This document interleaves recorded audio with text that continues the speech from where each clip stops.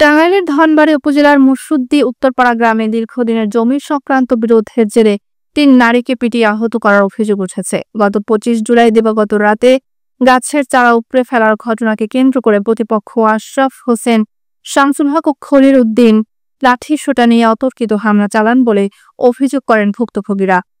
আহতরা হলেন লোকমান হোসেনের স্ত্রী পপি বেগম, মৃত হাবিল উদ্দিনের স্ত্রী হামিদা বেগম এবং জামিল হোসেনের স্ত্রী হাফিজা বেগম।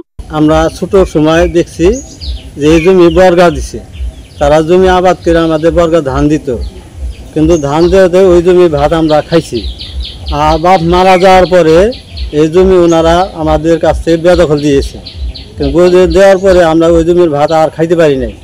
এই যে আমার বাপের সম্পদ আছে বিদায় এই জমির ভিতরে আমি গাছ লাগাইছি, আজ এই সেই গাছ আমার নিজের পরিবার এবং আমার মা এবং আমার বাস্তি তাদের বেরোলে পরে একটা একটা করে মারার পরে এই গাছ ভেঙে চুরে সব তছনছ করে তুইটা থিয়ে তারা চলে যায়। আমার দাদি গেছে, দাদি যায় লাইট ধরছে, ধরার পরে দেহে যে না থাকার পর লাঠি নিয়ে শামসু আর হইলো যে আশরাফ, খলিল এই ৩ জনে আইসে আমার দাদিরে ঠ্যাং পাতালি বাড়ি দিতেছে। দেওয়ার পরে আমার চাচি গেছে, যাওয়ার পরে আমার চাচিরেও এই ঠ্যাং পাতালি বাড়ি মারতেছে। মারার পরে আমি দৌড়াইয়া গেছি, আমারেও তারা এই ঠ্যাং পাতালি বাড়ি দিয়ে হজম করে ফেলাইছে, আমরা হাঁটতে পারি না। এটা দেশবাসীর কাছে আমরা বিচার চাই।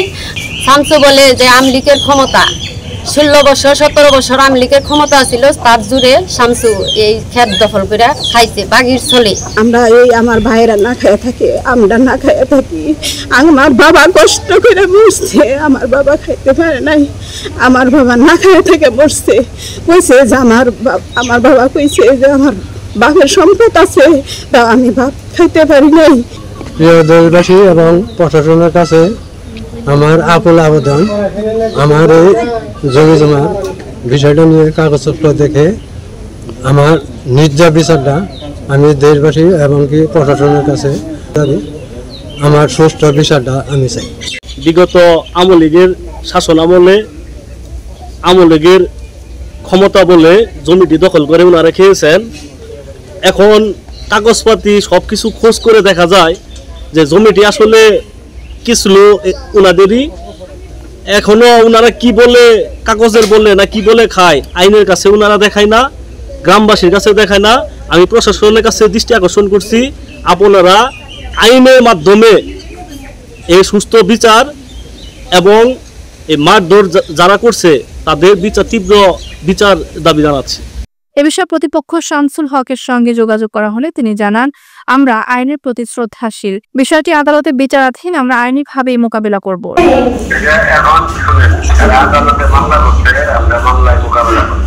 সংঘর্ষের ঘটনায় এলাকায় উত্তেজনা বিরাজ করছে, ভুক্তভোগীরা সুষ্ঠু বিচার দাবি করেছেন।